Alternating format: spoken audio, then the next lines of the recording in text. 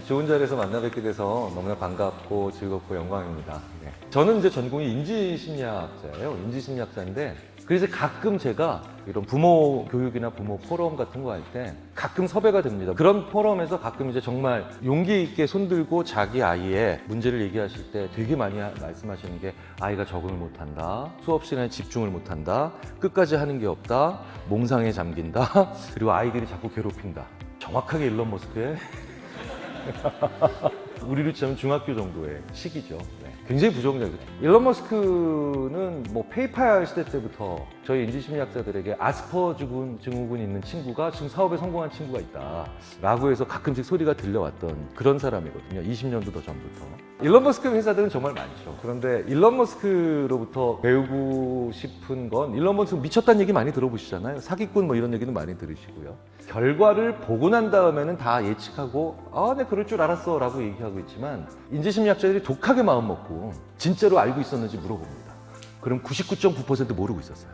의외로 일론 머스크가 나 그럴 줄 몰랐다는 얘기를 되게 많이 합니다. 사람을 성장시키는 가장 핵심적인 말. 우리는 어차피 몰랐거든요. 그런데 생각해보세요. 앞으로의 10년이 더 많이 바뀌겠죠.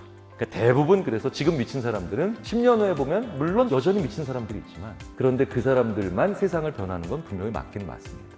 그래서 테슬라의 전기자동차를 만들 때 실제로 이 전기를 쓴 밀터 아이작슨이 그런 얘기들을 친구들이 하더라는 거죠. 도대체 누가 전기자동차를 사냐고.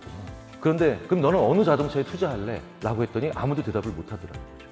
질문을 조금만 바꿔도 우리는 얼마든지 그런 일이 안 일어난다는 걸, 그리고 이 일은 일어난다는 걸 알 수 있는데 우리는 못 봅니다. 왜? 익숙하거든요. 익숙해지고 노련해진다는 건 그런데 우리가 가장 추구하고 있는 것 중에 하나입니다. 그래서 그 낯선다는 걸 만들어내는 걸 되게 싫어하죠.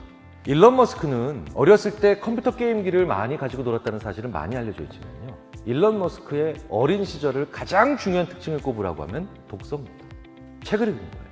그리고 그 책을 읽다가 수없이 연관성 없어 보이는 책을 읽다가 일론 머스크는 꿈이라고 하는 걸 가지게 된 겁니다. 상상력이라고 하는 걸 가진 거죠. 아무짝에도 쓸모없는 그런 공상 같은 것이 아니라 뭔가 큰 목표를 가지기 시작한 거예요. 그리고 그 큰 목표를 꿈이라고 하는데 그 꿈이 드디어 일론 머스크로 하여금 어떤 일에 집중하게 만드는 계기가 됐다는 거죠. 제가 인지심리학자로서 일론 머스크의 전기를 읽으면서 가장 먼저 발견한 유추의 능력과 독서의 힘입니다. 세상은 엄청나게 변하겠죠. 하지만 우리는 그 외에서도 지식을 바로바로 쌓는 것과는 무관해 보이는 굉장히 다양한 엉뚱해 보이는 연결성들, 즉 은유를 경험해야 된다는 교훈을 1970년대의 성장기를 보내고 2000년대에 화려하게 꽃을 피운 일론 머스크는 보여주고 있는 게 아닌가 싶어요. 오늘 이게 마지막 슬라이드인데 이게 왜 중요한지 지금부터 말씀을 드리겠습니다. 일론 머스크가 천재일까요? 아닐까요? 이거 되게 많은 분들이 궁금해하세요. 저는 일론 머스크를 천재라고 보기보다는 천재가 돼버린 사람이라고 보통 표현을 합니다. 왜 제가 이런 말씀을 드리냐면 한국 사람들은요, 천재가 타고난다는 거 하는 생각을 너무 강하게 가지고 있어요.